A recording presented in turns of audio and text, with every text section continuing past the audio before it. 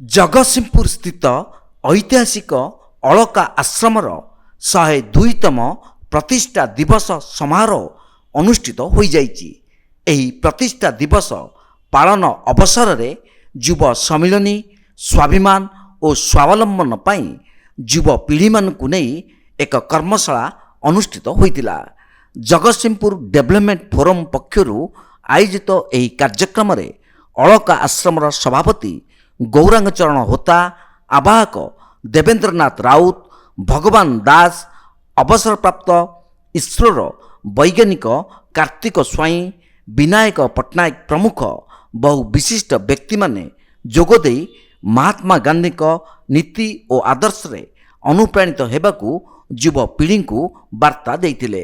ଅଳକା ଆଶ୍ରମ ସ୍ୱାଧୀନତା ସଂଗ୍ରାମର ପୂର୍ବରୁ ଗୋଟିଏ ଯୁବ ପ୍ରାଣକାନ୍ଦ ଥିଲା। କାରଣ ସେ ସମୟରେ ଗୋପବନ୍ଧୁ ଚୌଧୁରୀ, ନବକୃଷ୍ଣ ଚୌଧୁରୀ, ମାଳତୀ ଦେବୀ, ସରଳା ଦେବୀ ଏମାନେ ସମସ୍ତେ ଯୁବକମାନଙ୍କୁ ସ୍ୱାଧୀନତା ସଂଗ୍ରାମରେ ଇନଭଲ୍ଭ କରିବା ସହିତ ସେମାନଙ୍କର ଜୀବନ ଯାପନ ଶୈଳୀ ଉପରେ ମଧ୍ୟ ପ୍ରଭାବ ପକାଇଥିଲେ ଏବଂ ସେମାନେ କେମିତି ତାଙ୍କର ସ୍ୱାବଲମ୍ବୀ ହୋଇପାରିବେ ତାଙ୍କୁ ବିଭିନ୍ନ ପ୍ରକାର ଟ୍ରେନିଂ ମଧ୍ୟ ଦେଉଥିଲେ। ସେ ଚାଷୀ ହୁଅନ୍ତୁ, ସିଏ ଖଦି ବୁଣା ହୁଆଉ ଏବଂ ଆମର ଯେଉଁ ଆର୍ଟ ଆଣ୍ଡ କ୍ରାଫ୍ଟ ଥିଲା ସେ ସମୟରେ ସେଗୁଡ଼ାକ ସବୁଗୁଡ଼ାକ ସିଏ କରୁଥିଲେ।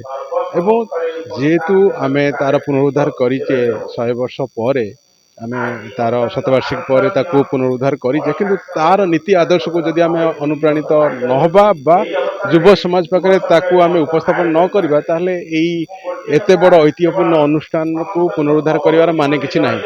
ଏହି ଉଦ୍ଦେଶ୍ୟକୁ ଚରିତାର୍ଥ କରିବା ପାଇଁ ଆମେ ଯୁବପିଢ଼ିକୁ ଇନଭଲ୍ଭ କରିବା ପାଇଁ, ସେମାନଙ୍କୁ ତାଙ୍କ ଭବିଷ୍ୟତର ଜୀବନଧାରାକୁ ମାର୍ଜିତ କରିବା ପାଇଁ ଏହି କର୍ମଶାଳା କରାଯାଇଛି। ଏବଂ ମଦ ବିରୁଦ୍ଧରେ ଗାନ୍ଧୀ ଯେଉଁଟା କରିଥିଲେ, ଯୁବ ଶକ୍ତିକୁ ସେ ମଦଠୁ ଦୂରରେ ରଖିବା ସକାଶେ କାର୍ଯ୍ୟକ୍ରମ ଆମେ କରିଥିଲୁ। ବର୍ତ୍ତମାନ ଆସିଲା ଯେ ଅଳକା ଆଶ୍ରମ ପ୍ରଥମ ଥିଲା, ସେଠି ସବୁ ସୂତାକାଠ ଯେଉଁ ଗାନ୍ଧୀଙ୍କର ଯେଉଁ ମୌଳିକ କାର୍ଯ୍ୟକ୍ରମ ହେଉଥିଲା ସେଇଟାକୁ ଆମେ ଭାବିଲୁ ଯେ ଏଇଟା ମଧ୍ୟ ଆମେ ଯୁବ ଶକ୍ତି ପାଖକୁ ପଠାଇବୁ। ଅନେକ ସମୟରେ ଅନଏମ୍ପ୍ଲଏଡ୍ ହେଉଛି, ଖାଲି ସରକାରୀ ଚାକିରି ବା ଅନ୍ୟ କର୍ପୋରେଟ୍ ଚାକିରି ଖାଲି ରହୁଛି। ସେମାନେ କେମିତି ନିଜେ ବହୁତ ପ୍ରଯୁକ୍ତି ବିଦ୍ୟାରେ ଚିନ୍ତା କରି ଏବଂ ସେଇଭଳି ଭାବରେ କାର୍ଯ୍ୟ କରିବେ ସେଥିପାଇଁ ଆମେ ଚିନ୍ତା କଲୁ।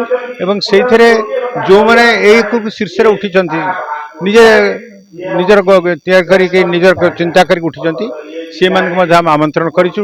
ସେମାନେ ତାଙ୍କ ସହିତ କଥାବାର୍ତ୍ତା କରିବେ ପରବର୍ତ୍ତୀ ସେସନରେ ଏବଂ ସେମାନେ ପ୍ରଶ୍ନୋତ୍ତର ମଧ୍ୟ ଦେବେ। ହେଲେ ଅନ୍ତତଃ ଆମେ ଜାଣିବୁ ଯେ ପର୍ଯ୍ୟାୟକ୍ରମେ ଷ୍ଟେପ୍ ବାଇ ଷ୍ଟେପ୍ এইটা যুগে যুগে মহাত্মা গান্ধী কহিଥିଲେ, বিবেকানন্দ কহিଥିଲେ এবং ডক্টর ଅବଦୁଲ କଲାମ ମଧ୍ୟ କହିଥିଲେ। ତେଣୁ ବର୍ତ୍ତମାନ ଯଦି ଆମେ ଯୁବପିଢ଼ିକୁ ଉପଯୁକ୍ତ ସୁଯୋଗ, ଯୁବପିଢ଼ିକୁ ଉପଯୁକ୍ତ ପ୍ରେରଣା ଦେଇପାରିବା ଏବଂ ନିଶ୍ଚିତ ଭାବରେ ଆମର ସମାଜ ଅଗ୍ରଗାମୀ ହେବ ଏବଂ ଆମର ଯେଉଁ ଭବିଷ୍ୟତ ବା ମହାତ୍ମା ଗାନ୍ଧୀଙ୍କର ଯେଉଁ ଗୋଟେ ସ୍ୱପ୍ନ ଥିଲା ରାମରାଜ୍ୟର, ସେହିଭଳି ରାମରାଜ୍ୟ ପ୍ରତିଷ୍ଠା ହୋଇପାରିବ ଏବଂ ନିଶ୍ଚିତ ଭାବରେ ଆମ ସମାଜ ଜୀବନ ଏବଂ ପରିବେଶ ସବୁକିଛି ସୁନ୍ଦର ହୋଇପାରିବ, ଯାହା ଏକ ସୁନ୍ଦର ସମାଜ ପ୍ରତିଷ୍ଠାରେ ସାହାଯ୍ୟ କରିପାରିବ। ଜଗତସିଂହପୁରରୁ ରୀତା ସାହୁଙ୍କ ରିପୋର୍ଟ, ତୀର୍ଥକ୍ଷେତ୍ର ଲାଇଭ୍।